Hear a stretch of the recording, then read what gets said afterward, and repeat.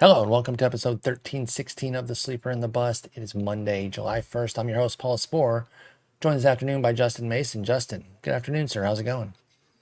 Good afternoon. It's hot, man. Like it's Spicy out there.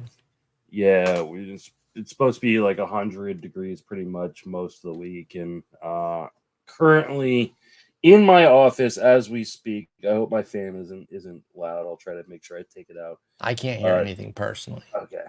If I pick it up in post, it's currently 88 in my office right now. So that's fun. That is aggressive. Yeah, it's pretty hot, so, might be a little bit of a quicker episode, but we're going to talk about some of my pitching rankings, which are finally coming out. They will be out while you're listening to this because they're going to go up after the pod, but I sent Justin a list of them, and we're just going to go over some guys that, he's got questions about, positive, negative, and different, just maybe some extra, commentary on why I've got them there, but I'll go ahead and let you drive. Let's ride this thing. Yeah, I mean, I'm not gonna lie, like I don't really have many quibbles with like your Because top I'm a genius, yeah. 25 for the most part. Like there's certain guys that I probably wouldn't have in the top 25 in favor of other guys. Like I've never been a big Dylan Cease guy. I've never been a big Jack Flaherty guy, but like I can't really argue like that they should be much lower. It's more of a preferential thing. Like Sure. I'm, Bailey Ober guy, right? Like I think Bailey Yeah. Ober. We're gonna talk about Tanner Houck. I think you are too low on Tanner Houck. Jared Jones. I love Jared Jones. Tanner Bybee. I love Tanner Bybee. But like, yeah, they probably deserve to be. And like, you look at like the top 10, and we talked about Paul Skeens really, really recently, and whether or not he should be a top 10 guy. I tend to think he probably should be towards the bottom end of the top 10, but again, not going to beat you up over it. So the first one I want to talk about is Corbin Burnes. You put him at 8. What's wrong with that? That feels really, really low for a guy who was ostensibly the number one pitcher in fantasy. Kind of, once we got rid of Strider and Garrett called the injury. So a little bit by default then, right, though? Right? But I mean, he was the number one pitcher in fantasy coming into the fantasy last year, too. So, like having him 8 just feels disrespectful. Like, you hate Corbin Burnes. So. I do not hate Corbin Burnes. He's done nothing. He has done nothing to not deserve to be considered a top 5 starter rest of the way. And he pitches in one of the best parks in baseball. He's now on one of the best teams in baseball. I honestly, there is no argument you can make for me to have Corbin Burnes outside my top 5. 18% strikeout minus walk. It's not that good. It's not that good. The K's are a little light, aren't they? I mean, we're nitpicking here for an ace. He's my fantasy, he's my ace on my main event. I love Corbin Burnes. He's got 23% K rate though. That is down. That's appreciably down at the tier where it needs to be scorching. And so I think that is a little bit of a hit. Not a big one. So here's my argument against, okay, what you're saying. Mm-hmm.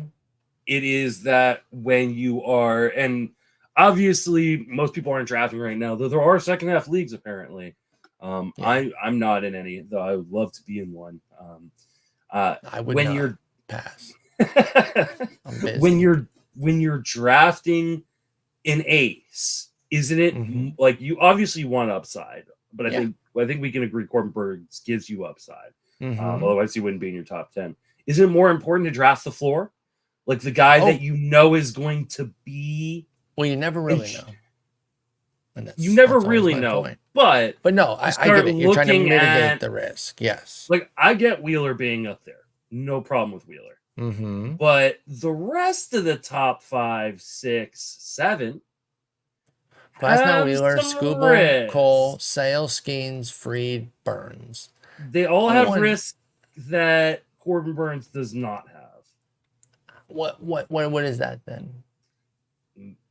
Past injury risk, recent past injury risk. Like don't get me wrong, any pitcher can go down. I'm not saying that. And so I'm not going to make big moves off that though. And so when his skills are lagging a little bit, that ends up pushing Burnes down a little bit lower. The one I do see that I'm actually going to flip right now, he's going to go to 7 over Freed. But man, I don't know. And I come as a very positive Burnes guy, but I don't know if I'm getting there with anybody else. I like that other group: Glasnow, Wheeler, Scooble, Cole, Sale, Skeens. And, you know, track record versus Skeens. Recent health and age against Sale, I got that. Yeah, recent health versus Cole. I don't know that you can argue him, Burnes, over Glasnow, Wheeler, or Scooble. I think those two are pretty strong. I think I would have Burnes 2 and Wheeler 1. Okay. That's just where I'm at. I can't quite get there. I do. I mean, like, don't get me wrong. Like, I will take my L on Glasnow, but I also will remind you that everyone else took L's for like 6 years while I was taking. But like, we are starting to approach that point in which we get past the innings maximum for Glasnow in a season. Yeah, it's got to be fast approaching. He only has $120. It's got to be around 100 right now, right? Yeah, 103. A few more starts. Might get there right after the break. So I would be a little bit concerned about that. That being said, like, I mean, Glasnow deserves to be a top, probably 3 starter. I think I would have him 3rd right now. Okay. So I love Burnesy. Could maybe trickle him up another spot.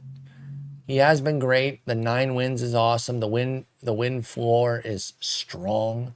So it does mitigate some of those case situations. And that's where he's going to spike in like dollar value. And that's the thing with Burnes is like, I get it from a dollar value standpoint because his 9 wins are tied for the 3rd most. 11 for Lugo, 10 for Sale and Suarez, and then 9 for a bunch of guys. But that 24% strikeout minus walk, it's good. But no, it's 24% strikeout, not 24% strikeout minus walk. We'd have Burnes as the number 1 guy. No, we wouldn't. If he had a 30% strikeout rate, you wouldn't have him as the number 1 guy? Oh, yeah. No, I probably... Well, 24% would not put him first. 24% would put him 6th. School's got 20. But you're right. But sorry. we would put him first with the other I would probably have him all the way up there, yeah, if his skills were there.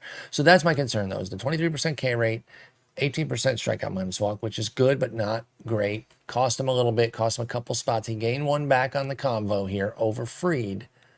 But I think right now, right this minute, Skeensy's doing it for me. And I think he might hold. But worthy discussion there. I agree on being challenged there. And maybe I'm doing the same thing I got mad at people for doing last year, which was holding like a couple bumps early against him and trying to say like he had a bad start to the season. No, the hell he didn't. And that's the same thing here. Let me see if well, no, because his first start of the season actually had 11 strikeouts. That's what made the subsequent. Yeah, the strikeouts haven't been that much better, except for flashed. They flash here and there with a couple 11s on the board, but then he rarely gets above 6 for Burnesy. So that's all. And again, you got to pick nits at this height. We are talking about the aces of the aces. But going forward, do I think I really want Skeens? I think the win potential is enough. All right, you got 2 spots. He goes to 6, but I'm holding there. Okay. All right, then next guy I want to talk about is Garrett Crochet. Okay. 15. Let's say the ranking when we sorry. You have him 15. I don't have a problem necessarily with the ranking. What I do maybe have a problem with is how you can put Skeens 7 now, right? He's right. You're 7. Yes. 7 now. But you put Crochet 15th, I assume because of potential innings restrictions down the stretch. There's some of that. I think team context is playing a role, even though it's not like the Pirates are amazing. They are light years better than the White Sox still, right? So he's already got 4 wins in 9 starts. Crochet, for Skeens there, Crochet took 18 starts to get 6. And that has to play a big consider. Even though wins are difficult to predict and all that, we all understand that. You're still trying to put yourself in the best position to get them, and you do that with Skeens. Now, I guess the question is that a 7 ranking difference? I actually do believe Crochet should be traded. I think if the and that was going to be That was going to be one of my arguments was like, isn't his win context going to be potentially better? Could be, yes. Also, though, do you have any concerns about like how does that change somebody? That is still a flipping upside down of your season there to get traded. Sure. And we don't really know. So I can see where 15 could be a little light. Again, we'll give the up just above and just below. Got Garrett Crochet at 15. You got Kirby, Gilbert, and Ryan. The hard part is who do you push him at? Exactly. You got Nola, Kirby, Gilbert, Ryan right ahead of him. The next four, and then the four right behind him are Luis Castillo, Shota Imanaga, Ranger Suarez. But we're not talking about moving him down. I think for me, it's not so much about moving Crochet up much, but maybe this is the reason you bring Skeens back down towards Crochet more. I think that makes more sense. The idea like that, instead of Skeens being 7, like I can't imagine a world for this season alone. Next year, I totally get Skeens being a top 10, maybe even top 5 guy. But with, Pittsburgh not being very good, with potential, we know they're going to limit his innings in some regard. We just don't know exactly how they're going to do that yet. I think I think you have to put Skeens below a guy like Kirby, a guy like Logan Gilbert. Like I would probably have Skeens and Crochet right next to each other at that kind of like 13 area. Man, I still think I'm on Skeens as a top 10 guy right now, though. So good. Especially I think from a straight skills perspective, like I totally get it. Like, and again, this is a July ranking. I'm not as concerned about August and September, right? Because I'm going to update. Okay, so if this is July and not rest of the season, then like people will use them that for outlooks for trades they make net right now, and I understand that. I'm not saying you can't, but it's going to change, so I don't feel like I have to answer for that just yet, even though it's a valid point. Because I'm just looking in this next, because I'm going to do an update after the trade deadline. Then I don't have an issue. Then actually I don't have an issue because I think we do want to see where Crochet ends up, but he's probably not being moved before the end of the month. Yeah, they'll wait it out, get the price way high. And there is a real chance that they just hold on to him, right? Like, why wouldn't you hold on to a guy who's been this talented? But then there's also a chance they shut him down or at least severely limit his innings. So I think 15 is probably right. Okay, cool. Yeah, I should have highlighted that like the rest of season ish. But since there's going to be an update, I'm not pinned down on it, and I am thinking more short term of like over this next month. I want Skeensy up there. Okay, who's our next guy? I mean, Tanner Houck. Like this feels like an overreaction to his last start. Like I get that he got beaten up versus San Diego, but San Diego is still a really good offense. Yeah, I really wasn't worried about that. I promise. Okay, I want to be what's clear. The issue? Because like I think Houck deserves to be above heel. Deserves. I mean, honestly, like I would move Houck and Pablo Lopez and like above the Jack Flaherty into like that Dylan Cease. Jack Flaherty has a 29% strikeout minus walk ratio. I do not want to hear Jack Flaherty slander. Yeah, I think this is kind of a. Is this an innings misranking? No. I think he got bumped down yesterday with some shuffling or something because 26 doesn't really look right to me either. Yeah. With how, because again, I don't really care that much about the San Diego start. San Diego can get you anytime, and I try to stress that with people. Like, they're a team I still very much respect. They're on the higher end of teams. He still has a 2.67 ERA and a 2.96 xFIP, in spite of that San Diego start. Like, he's still just really, really good. Like, my only concern on Houck is what do the Red Sox do with him innings-wise rest away, considering he's just past his career high in innings.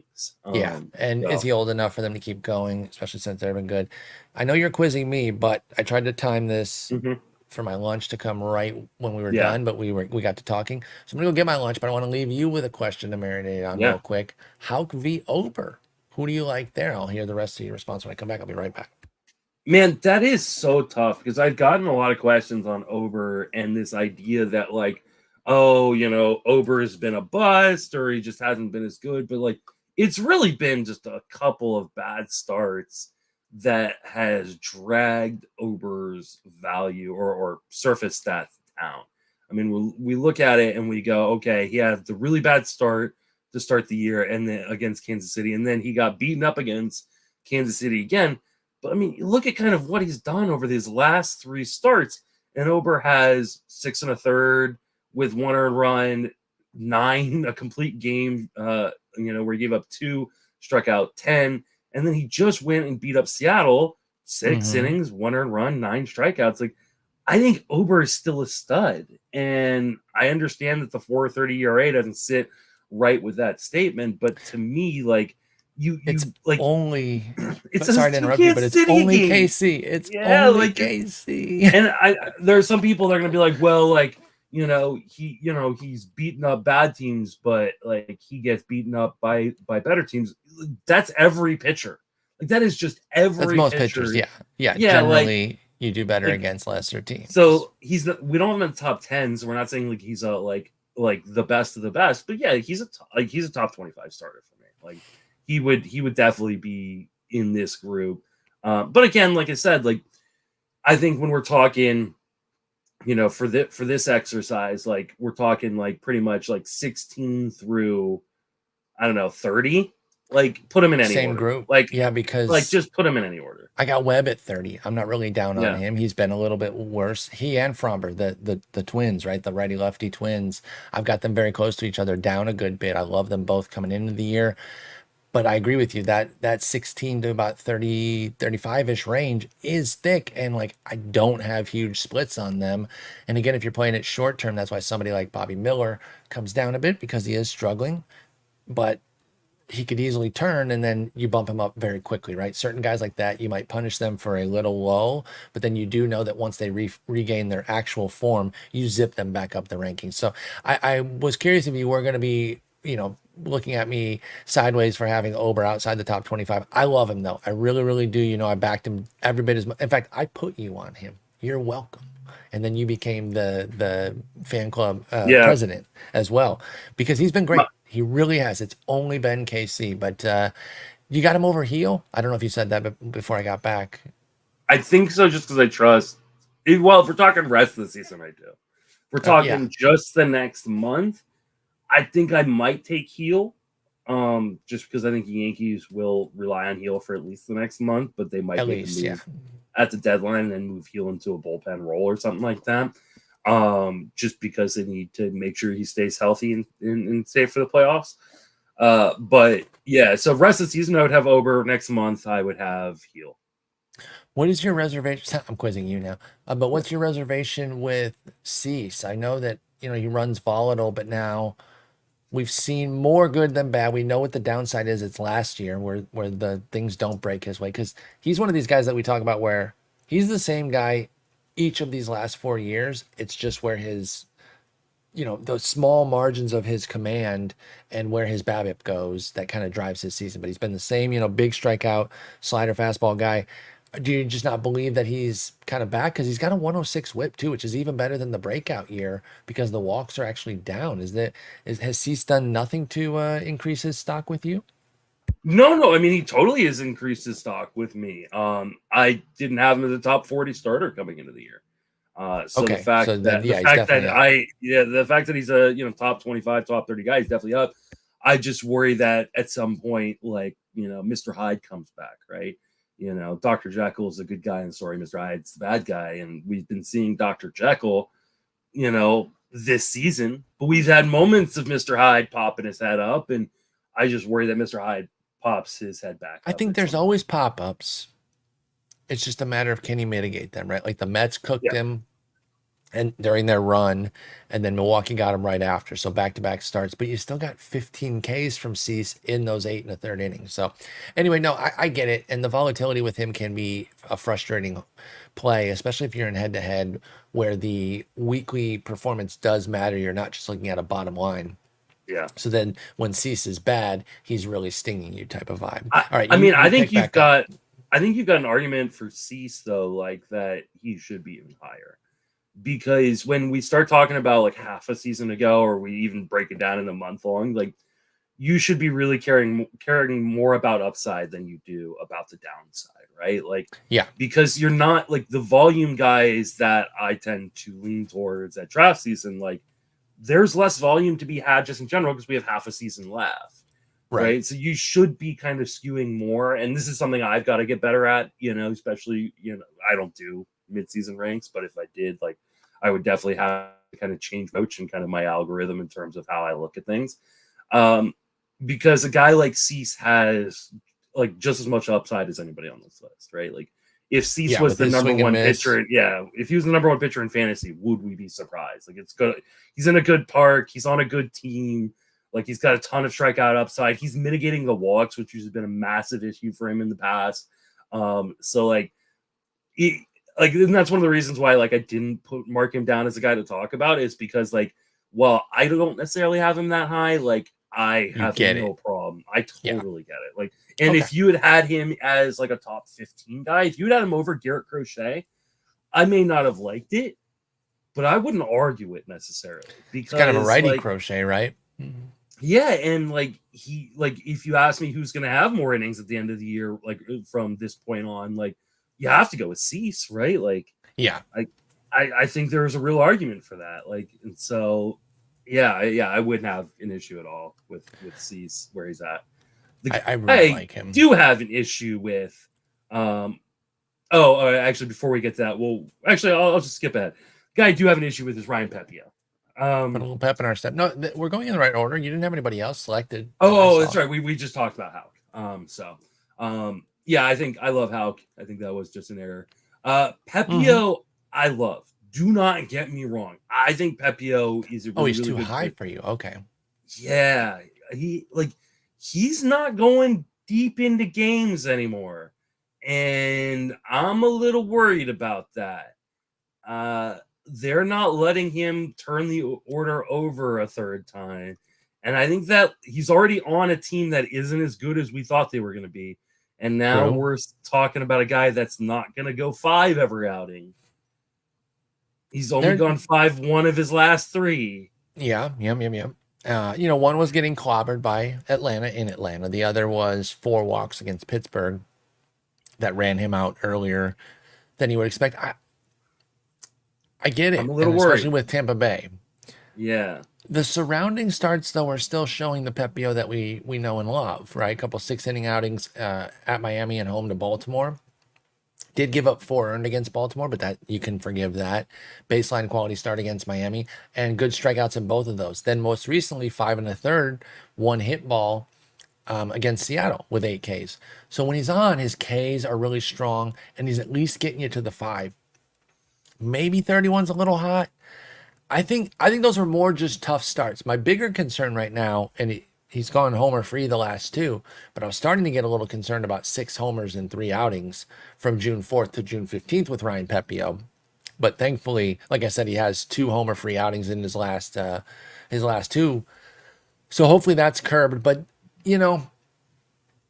if they had really managed him in April this way, I think I'd have bigger concerns on Pep. But they let him go 6+ or 5+ in all but 1. He went 5 flat in his 3rd start. What do you think? So my concern is, and I wonder if you have any concern over this, is they managed him that way thinking that they were World Series contenders. And now they're clearly not. And maybe they start looking towards next year and they want Pepiot to be a little bit more fresh. He's not a guy who's thrown a ton of innings in his career. True.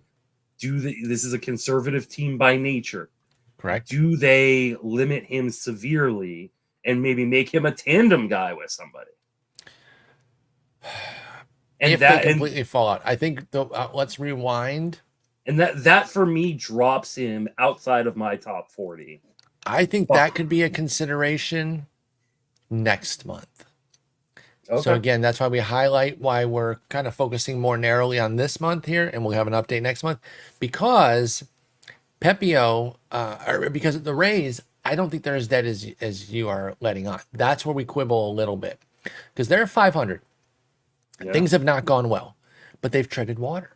To have so many things not particularly go very well and still be sitting there right at 500, couple games out of the wild card, 4 games out with a couple teams in front of them. They're not dead. I think this month is key. If they don't start making a move and get some guys going, sure. Then they downshift with Pepiot and they don't want to run him into the ground for a non-competitive team. But I don't think they're quite there yet. So I'll be keeping an eye on him in July. But I'm going to hold firm on this ranking because I don't yet believe that that's a grave concern until they completely fall apart.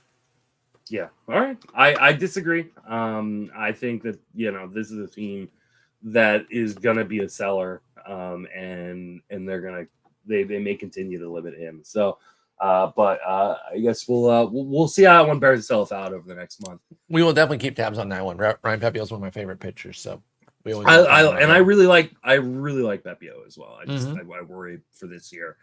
MacKenzie Gore and Reynaldo López. You have 37, 38. MacKenzie Gore, obviously a guy that I've loved in the past. Reynaldo López, a guy that you've loved in the past and that I've honestly kind of shit on quite a bit over the course of his career, and for good reason. With reason, yes. Yeah, like, again, this is one of those, if someone wants to hand me the L, I'm going to hand them 5 back for, like, the previous, 7 years or whatever. Yeah.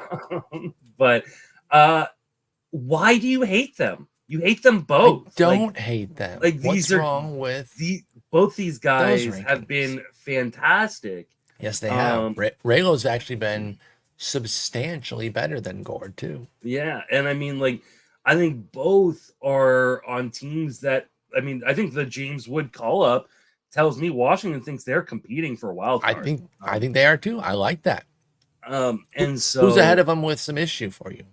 Let's give their top 5 that are right ahead of them. It's Taj Bradley, Zach Eflin, Bobby Miller, Michael King, Framber Valdez, and then Pepiot. I think all of those guys. How high are you ranking MacKenzie Gore? I think I'm putting Gore probably right below Logan Webb. I think 31. And I think, 32, because I'm going to put Reynaldo López above him. Okay. And put him at 31. But I think both those guys need to be above this next tier of starting pitchers. I think my only concern on López is, can he maintain what he's been doing, considering he has not thrown a ton of innings over the course of the last 5 seasons. I don't think that they're going to try to limit him, and I don't think they will either.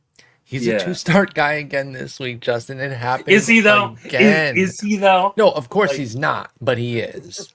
But he's definitely not.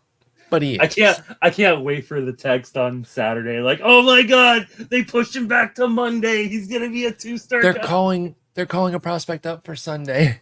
Yeah. No, but this actually works in a way to limit Reynaldo López pretty nicely too, and he's navigated it beautifully. I've been so impressed with him. I am a longtime fan, as you admit, as you acknowledge, but that uncertainty does also create some havoc for us too, right? And then folks in shallower leagues, they can have a deep enough roster where they're only starting Reynaldo because he's a 2-step and then not being able to ever freaking trust it. It's not like they're getting burnt by starting him, so it's not an overwhelming negative. Let's be clear on that. But when you're talking about like a 10-team rotation, you can have a situation where you've got 8 of the guys that are listed above him, Reynaldo. Mm-hmm. So I will. Go ahead. Go ahead. Go ahead and finish your thought. I was just gonna say, it's like, I just think that in some of the shower formats, Reynaldo doesn't stay in the rotation automatically all the time. He does for me. I love him, but like, you can have a deep enough rotation. So I thought 38 was enough to be like, he's great, but I mean, it does seem I don't know. I'm torn on it because it feels light, but I also try to mitigate myself sometimes on guys that I love. Like, are you overrating them? I think this is one of those situations where I think you can push him up there. Like, he's on the Braves. The Braves are going to be good. Yeah, which always feels great that you can get a win. And he's been going 5-6 all the time. Reynaldo has. He's been awesome. They're managing him. Like, I even watched, like, I think it was his last start or the start before. I'm trying to remember which one it was. But, like, he got in a little bit of trouble in the first, but then just worked his way out of it and was fantastic rest of the way. So, like, I think López is the one where I would I would push you to push him up over all those guys I was just talking about. Like, I think he should be 31. Like, you should flip flop Pepiot and Lopez in my mind. Gore actually will pump the brakes on a little bit. I didn't realize his whip is 139. Yeah, he actually Holy only has crap. a $2 value on the player rater right now. I knew MacKenzie Gore. his whip was higher than you'd like from a guy who could be an ace. Yeah. But I did not realize like just how hittable I guess he has been, because it's not a walk issue. Like he's he's running with a 7.5% walk rate. Like that's not great, but it's not bad like at all. It's totally fine. I'm a little shocked at his 139 whip. So you probably should keep Gore at that point. And maybe honestly, I said you should push Gore up. You probably should push him down at 139. Maybe he does need. Actually, okay. I just did like a handful of shifts here. The dust settles and Raylo ends up at 30, and Gore actually does drop to 41. Yeah. Okay. Yeah. You were right to split them. Next guy, we just talked about Hunter Brown. We did. But we just talked about how good he has been and why he looks like the guy that many people in the industry, I'm not putting myself in there because I was not the biggest Hunter Brown guy coming in the year, but there you were, and there were a lot of other people who were drafting him really, really highly because he can look like this, right? Mm-hmm. And we think he can. This is what he can be. So why do you have him at 50? 50 just seems awfully low for a guy that I know you loved coming in the year. He, started off rough, but he has turned the corner big time. And like, I think he's a top 40 guy. I think I might be putting the governor on myself again of like not overrating a guy that I love, thinking like, oh, he's back, just skyrocketing him up the rankings. Because I really do love him, and I believe in so much of what Hunter Brown is doing. The biggest change being the shift from a four-seamer to the sinker. Everything's playing off of it better. His comfort level, he's been saying that obviously he's got way more confidence out there. And he hasn't completely turned it around. If you look at the composite numbers, you're not going to know that Hunter Brown has been good.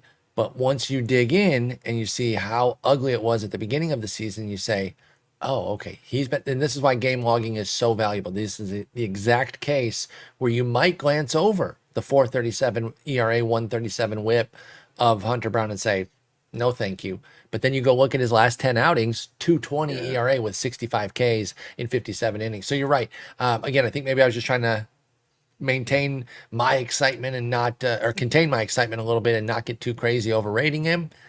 But as I look at it now, I think he does need to move up the rankings a pretty healthy bit. And I think I got to drag his partner in crime, Reynaldo Blanco, too.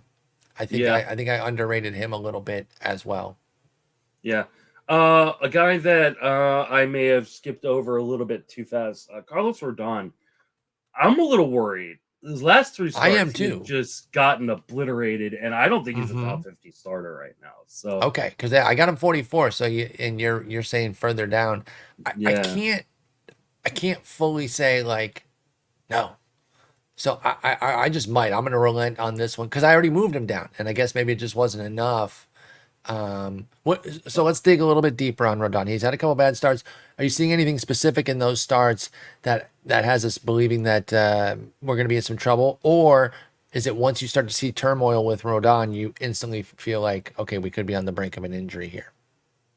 I mean, 5 home runs given up in his last 2 starts. Like the command just isn't pinpoint in the way that it is when he's healthy. And so you got to start wondering, like, is this a matter of, hey, he just ran into 2 teams that, saw him well on that night, or maybe he just didn't have something in the arsenal that night? Or is he hurt again? Because you always just worry about guys being hurt again. And, like it's weird because like you look at like the pitch mix in those starts, and like in that Atlanta start, like he only threw his fastball 30% of the time. Threw his changeup 20% of the time. Like those are drastic changes from a typical, 50% fastball guy and a 10% changeup guy to like be like, hey, I'm not gonna try to throw it hard, and you're getting beat the hell up. Like, it's not like, hey, we see something in this matchup and we're gonna try to exploit it with a changeup. but to just get beat up when you're doing something like that. But then he goes kind of right back to it, his usual kind of usage the next start, and still gets beat up. And these, it's Atlanta's a good offense. Toronto hasn't been though. No, they haven't. So I know they are a dangerous team when they are going right, but Atlanta hasn't even been that good either. So we give them like a semi pass on that one for Rodon, but they're doing well. It's not an offensive led team. They can get you on any given night. Again, we'll take them off the hook a little bit for that. But Rodon getting hit by two teams that just aren't that good. Like I said, I did move him down a pretty healthy bit, but maybe it just wasn't enough. How often with Rodon does he go through some struggles and it's not the indication of something more? I don't want to be overreactionary to every time he has a bad start, but this is two tough ones now. And I share the concerns. I really do. So maybe 44. Was it 44 or 46? You had him at 44. 44. Maybe that's just a little bit too high still. I would probably flip-flop Rodon and Hunter Brown. Like you had Hunter Brown at 50. I zipped Hunter Brown up a good bit. Yeah, so that's where I would flip-flop. I don't want to beat up like lower ranks. Like when you start getting outside the top 50, it's like, it's very blobbish. And I love Brandon Pfaadt. I think Brandon Pfaadt's been the unluckiest pitcher in baseball. I would have him inside my top 50. But that is probably just my bias of thinking that Brandon Pfaadt is actually really good. And I think he's good too. I like him. I get why you have him down there. I have an interesting conversation that I want to get to, but before we do, Bryce Miller at 54 feels low. I love Bryce Miller, and I know. Yeah, I like Bryce Miller a good bit. I think that's a worthy discussion to be had there. I think he just gets overshadowed by how good the rest of that rotation. I think that's 100% true. Yeah, I know his command isn't pristine, maybe like a Kirby or a Logan Gilbert, but dude still puts up, 24% strikeout rate, doesn't walk too many guys, got a 105 whip. This is a guy who I think is just I think he is just overshadowed. I think partially being in the Pacific Northwest, a lot of people don't see those Seattle games and realize how good he is. And then he's on a team that the offense is bad. It is. It's I had a stat earlier and I'm trying to remember what it is. I think they have the lowest batting average in baseball as a team. I'm going to double check this. They strike out like crazy too. Let's see. Is this correct? Yes. They have the lowest batting average as a team in baseball. That is 218, right below the 220 of the White Sox and the 221 of the Oakland A's. That's a nightmare. And they're in first place. They're in first place because the pitching is so damn good. You got the two dynamic duos. You got Gilbert and Kirby, and then Wu and Miller. And I kind of always see them that way. And so I think at the very least, I need to put Miller right next to Wu again. Above Wu. Woo's elbow issue scare the crap out of me. Yeah, why'd you say elbow like a Canadian there? What the hell is that? Elbow. Wu scares the crap out of me. He's one of those guys where good when he pitches though. I know, I had to write him up for a 2-star article or something like that. I'm like, listen, I don't think he's gonna last much longer, but until he blows up, you're just right until you got him. Yeah, you just got to keep riding it because he's been so damn good when he pitches. You just don't know how long he's gonna pitch for. But if we're talking about hey, rest of the month or rest of the season, I'm a little concerned Wu ain't making it to either. I think so. That's I would have Bryce Miller above Wu for sure. I'm making that move. He is getting moved up. So yeah, you've inspired some real movement here. So my last one, I just want to, and you don't necessarily need to move them. Okay. But this is kind of more of a question of hey, how can you rank this guy here, but then rank this guy way down here? And so the two guys I want to talk about are Seth Lugo. I already moved him. I don't know what happened. and Ranger Suarez. You have Ranger Yeah. Suarez 18th. And No, Seth I don't know. Lugo, you had, I don't you know why at he least, was down there. yeah, you at least had Seth Lugo at 62. And I'm like, how different are those guys really? Like, are they really 40 something picks or Absolutely spots not. apart? Because as much as I don't believe in Seth Lugo, I don't believe in Ranger Suarez either to the degree that he's been going. No, but he does have Philadelphia offense. Well, that he got that great support and their bullpen too, by the way. Yeah. But also, like, he has a skills boost. He's been better. You know, more fewer walks, fewer hits. So there's something there. Like, it's such a paltry 16% for Lugo. So Lugo was too low. And again, I'm seeing some of these blips here because there's some that we haven't even gotten to that I think I did a sort somewhere and then like realigned them improperly because there's a handful of guys that they make no sense. And Lugo was one of them. He was like 68 or some shit. So that'll definitely be fixed. Suarez, I am torn on though. He's been so amazing. Like, yeah, he's probably not gonna be a top 20 guy the rest of the way, but like, how far does he go down? Because he just keeps like. I mean, I couldn't put him 18. You had him 18. I would probably have him outside my top 25. Like if someone was in a league right now and you had Ranger Suarez and they offered you Bailey Ober, are you not taking that deal? Yeah, I probably am. So like that to me, like Ober still gives up bombs though. Is Suarez actually good? Didn't we have him on a show where we said that? I think he is actually good, but is he great is the question. And Fair. 18 is saying he is great.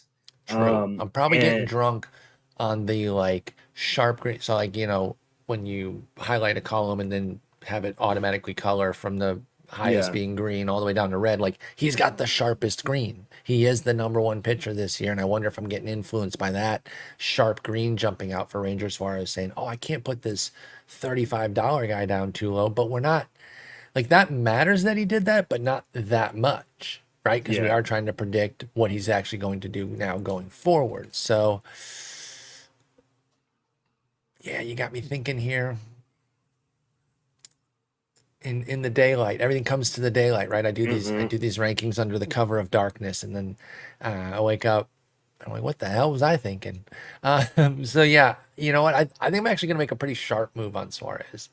Oh, because then I started looking at some other guys that you're talking about in that Ober range. And I'm like, would I take him? Yeah, I would take this guy over Suarez. I would take this guy over Suarez. I think I'd take Bybee over Suarez. I do too. And I think Logan Webb is the real.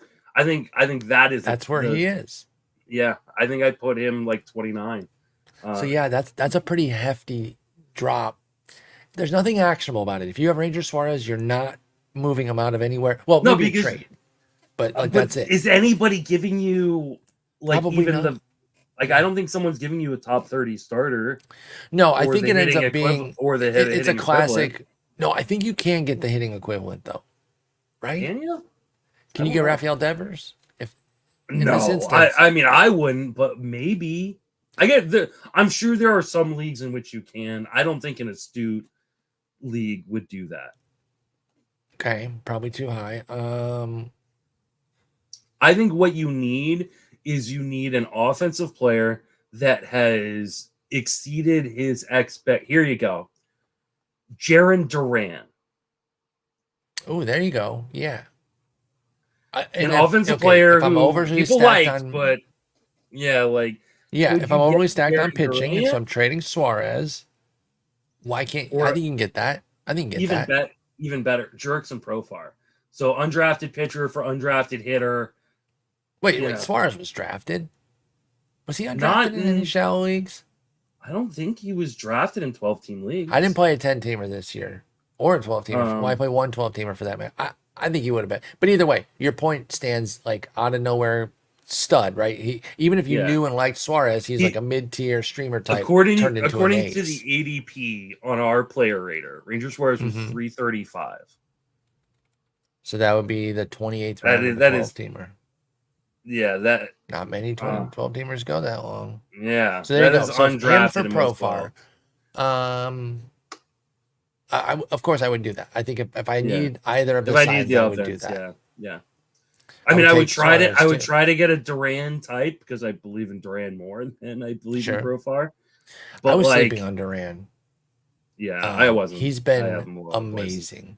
23 doubles, 10 triples, 9 homers, 39 ribbies, 20 steals, just putting up numbers everywhere. 57 runs, 288 average. What a stud. What a stud. I mean, here's another one. Ranger Suarez for Bryce Terang. There you go. I can get behind on both sides. Yeah. I'm fine with that all around. Yeah. So yeah, no, that makes sense. So I am moving him down. I actually had Duran on my bus list. Yikes. Yikes. Oh, speaking of which, take an L on that. I got asked to publicly take an L on Ezequiel Tovar, and I said that maybe we should do a pod during the All-Star break of the guys that we appear to be wrong on. I don't want to say that we are wrong on, but at least that we season. Yeah, at least that we appear to be wrong on. Okay. And so we'll just talk about guys that you did, because I'm not. When have I ever been wrong? Jaron Duran just said I'm waiting for the first time. No, I know. Yeah. And we have to do and we can lead off with Ellie, and we just do that. We'll start with that. We'll although I will say, Ellie has not been as good. Yeah. No, not that. That's fine. But he was calling out the naysayers on Twitter yesterday. No one directly. It wasn't directed at me or anything like that. So I'm being very playful here, just so. And Rob would know that. I know I don't even need to put out that caveat for him. But I want to be clear, because he was saying, where are those LA naysayers? Sometimes 22-year-olds get better. He said, remember, folks, 22-year-olds can sometimes get better at baseball. The LA discourse has been quiet lately. Okay, I get it. I don't recall anybody ever saying he couldn't. So I think that's like a kind of a straw man and a little bit unfair. It wasn't that he couldn't be great. It's that with a second-round pick, he has to. And there was risk about whether or not he would be. I think throughout, at least I speak for myself specifically, throughout, I acknowledge that he could absolutely pop off. And I want him to. Like, legitimately, I did want him to, because that's going to be fun to watch and enjoy. But you couldn't pay me to take him in the second round.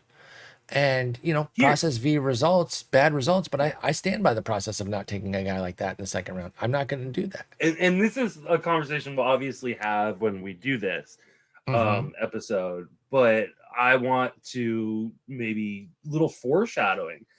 Yes. If you take away Ellie's first month, yes, he has stolen a crap ton of bases. He's but that saves him, though. But doesn't that save him completely? And I know you're going to say he's hitting like my weight. Go ahead. He's in 238, which is above your weight. Yeah, true. By a sizable amount. But it's below my weight. And that is an important distinction because I've lost weight. But don't the steals save him? Because it was a little bit of a thread discussing it. And I was like, at this point, he's an automatic win, I think, because of the steals. I'm not sure there's. Go ahead. I think people are going to chalk it up as an automatic win. But how could it not be, though, with that many steals? And homers, by the way. You still have 14 homers, too. You got 14 and 40 already. 8 of them were in that first month. That's okay. So that's pacing for 18 and 66 since May 1st. Don't double down on this, Justin. No, but here's the thing. I'm not saying I'm not saying he is. I'm not saying we weren't wrong necessarily, but I'm not even saying we are wrong because it's a preference. I don't think we are wrong necessarily. My dispute is that we're not wrong. Here's the thing. I'll eat the L's. I'm not worried about that. Like my pride is not such that I can't acknowledge that I had Ellie De La Cruz on a bust list and someone's going to bring it up on October 1st after he gets his 112th steal and I can get laughed at. That's totally fine. So this is not trying to get off the hook. But let's say he does steal. How many steals is he at? He's at 40 steals right now. Yeah. So let's say he ends up with 75 stolen bases. Okay. Automatic win. And I think a lot of people are going to say that is an automatic win. They will be correct. If he ends up with a 235 batting average, and let's say, I don't know, 23 home runs. Yeah. Yeah. And stone cold dub.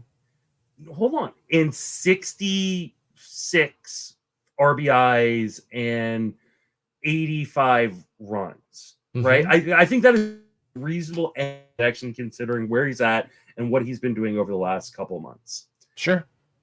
For a second round pick to hurt you in batting average and RBIs, yes, he helps you in stolen bases. But when we're talking about Roto, that means he's helping you in one category. Sure. And it helps runs too, though. It trickles over to runs. I think for a second round pick, like 84, 85 runs is not helping you as some, or maybe 90. I'm saying the steals. I'm saying the steals contribute to the runs. That is a guy that you drafted to be a 5 category guy that is not a 5 category guy.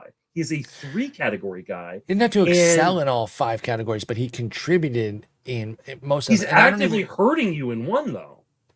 Batting average? Batting average, he's actively hurting you in. But he's doing way too much in everything else for it to matter. But how do you make up for that, though? Like you should have drafted for that in the first place. That's why I didn't want to draft Elly De La Cruz. But that you should have covered that already. I'm saying the people that drafted him I don't know. But we don't know. Now we're straw manning the other way, though. We get into that side. Like for me, it was never about that he's a bad player. Elly De La Cruz is a god, and I wanted him to be a god day one.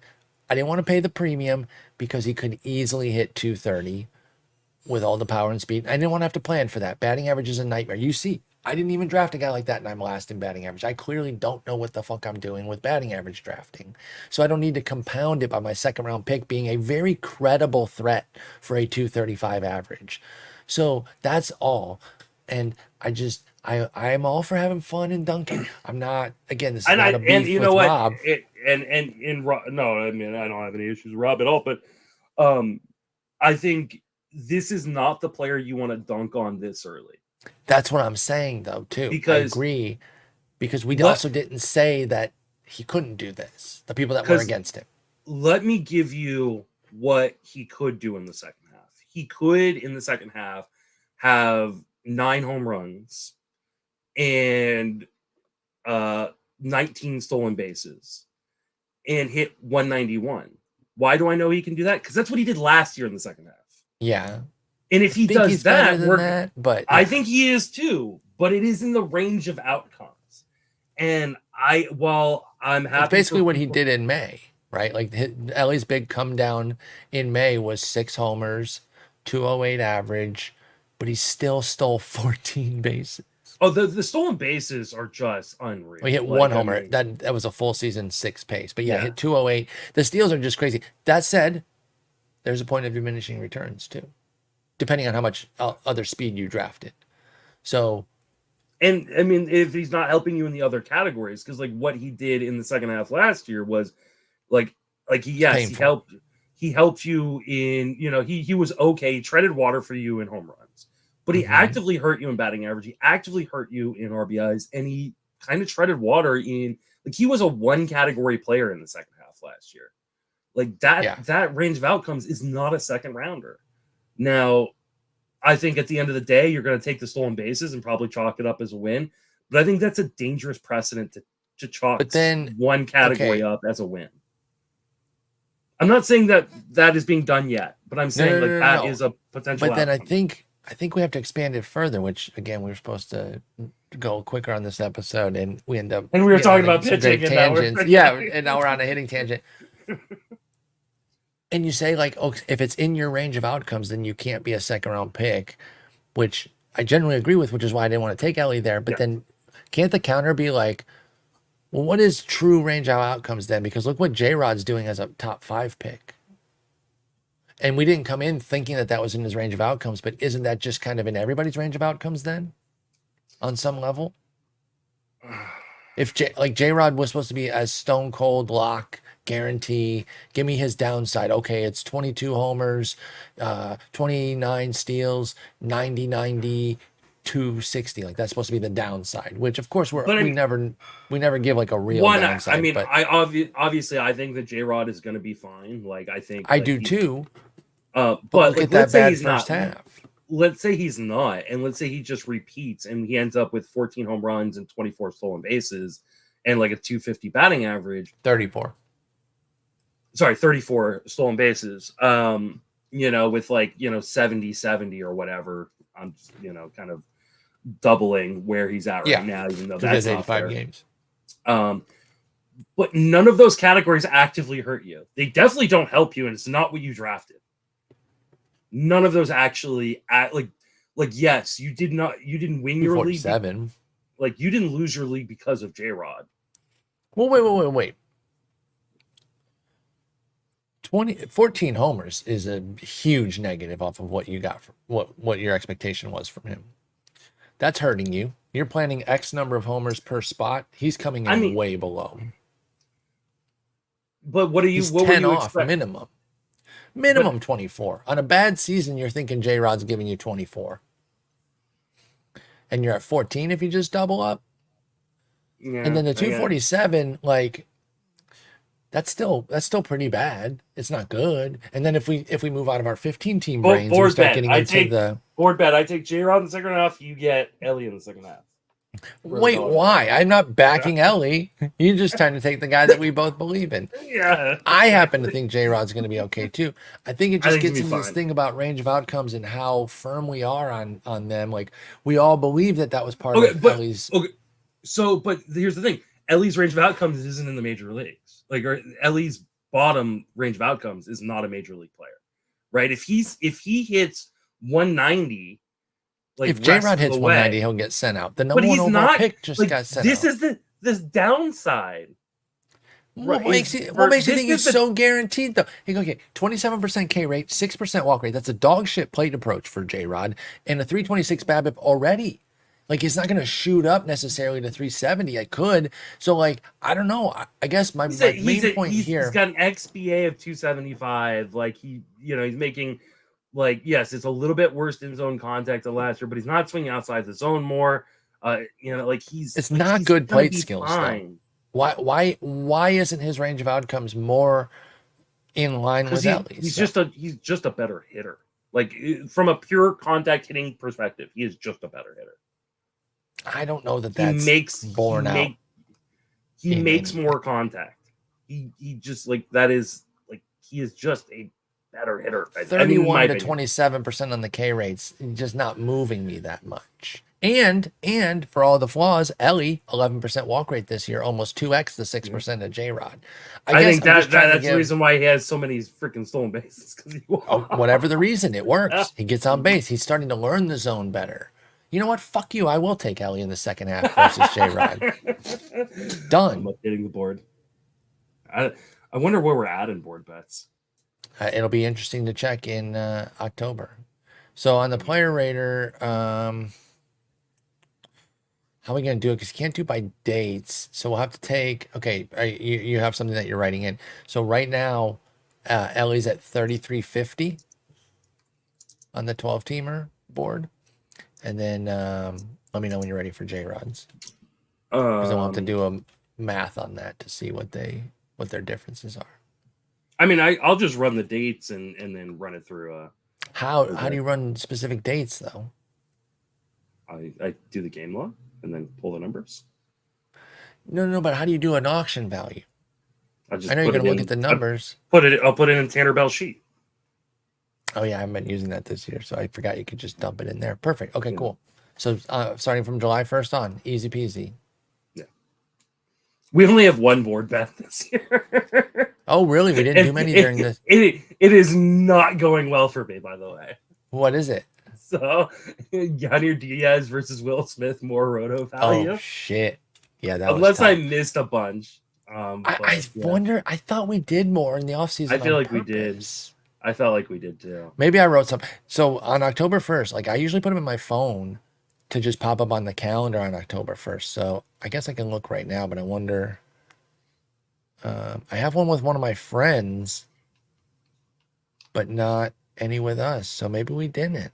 Interesting. Well, now we have one for the second half, and it should be a fun one. And I'm gonna need it because, like, I'm not gonna win that Will Smith. You're gonna need it to draw even, and we can add some more during that All-Star show. Maybe we'll have some more disagreements. Anyway, Great talking with you. I love the tangent on the hitters there. Thanks for going over my pitching rankings because, yeah, that helped me make some moves, and I'm going to put these up right now, and I'll talk to you on Thursday. Or are we doing Wednesday or Thursday this week? Let's do Wednesday. Okay, Wednesday it is. Sounds good. Oh, yeah, because Thursday's the holiday anyway. All right, talk to you later. Take it easy.